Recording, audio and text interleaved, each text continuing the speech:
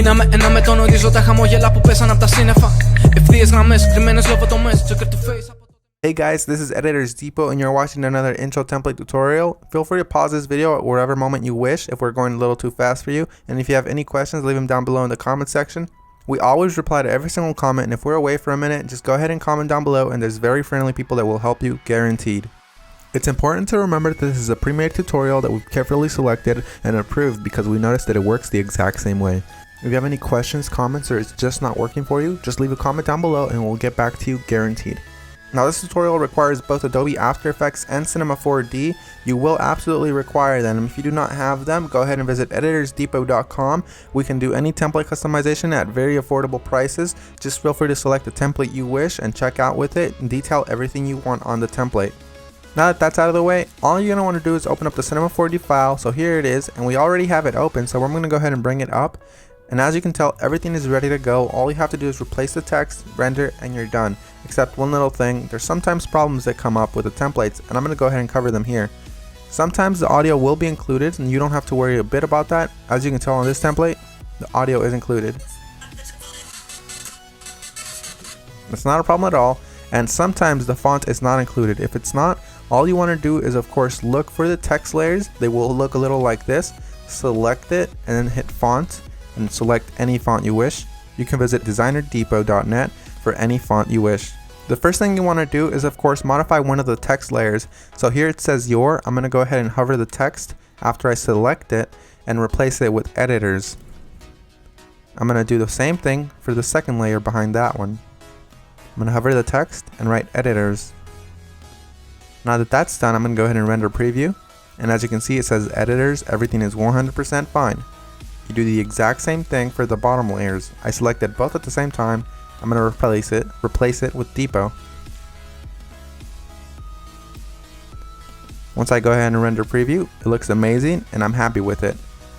I'm 100% happy with the colors because it's red and EditorsDepot is red, but if you're not happy with the colors, you can simply come down below, double click it, and make any modifications you wish, whether it's make it green, make it blue, or blend it all together and make a little purple. I'm going to go ahead and keep it this way, and I'm going to go ahead and go to my render settings now. Once you're in the render settings, you're going to want to make sure that your width and height is set to 1920 x 1080 if you have a very good computer or decent computer and you have time. If you have a slow computer and you probably don't have that much time, you make sure you set it 1280 by 720. You want to make sure you tick all frames, and then you go to save. You make sure it has a PNG sequence for a faster render that does not reduce quality at all. And you want to make sure you select file here. Make sure you make a folder for this one render sequence that's alone and empty. Mine is template render, and I'm going to name my every single sequence render. You close that and you begin the render. While it finishes rendering, I'm going to go ahead and open up my Adobe After Effects file and go ahead and get started with that for you guys. As you can see, that says that there's two files missing, so I'm going to go ahead and find them for my computer.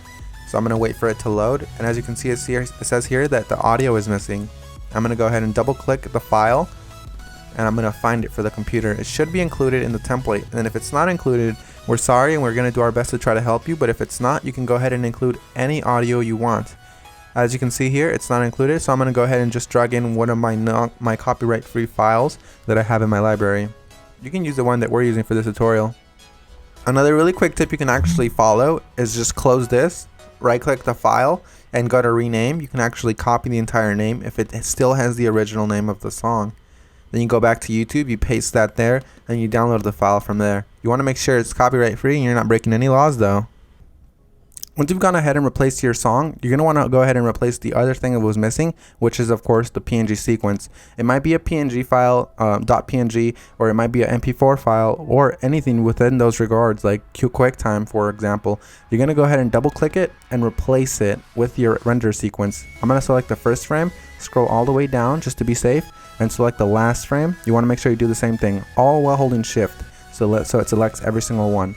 You make sure you tick on sequence here where it says PNG sequence. You should have that option for Windows as well. You hit open and it will import every single one and it'll make it look like a video. That makes your render much faster and it looks the exact same. So we're 100% done. Assuming you have every single one of the plugins required, you're 100% done, and if you don't, you're going to have a black screen similar to this. But if you do have a black screen similar to this, you're gonna just want to make sure you troubleshoot it by turning off or turning back on whatever adjustment layers might be messing up your entire video. As you can see here, all of the adjustment layers, one of them within these messed up the entire render, so I'm gonna go ahead and turn them on one by one. That one's fine, that one's fine. This one's the problem here. So you make sure you turn them back on and you're done. So I had one layer that messed everything up, and that's because I do not have the correct plugin.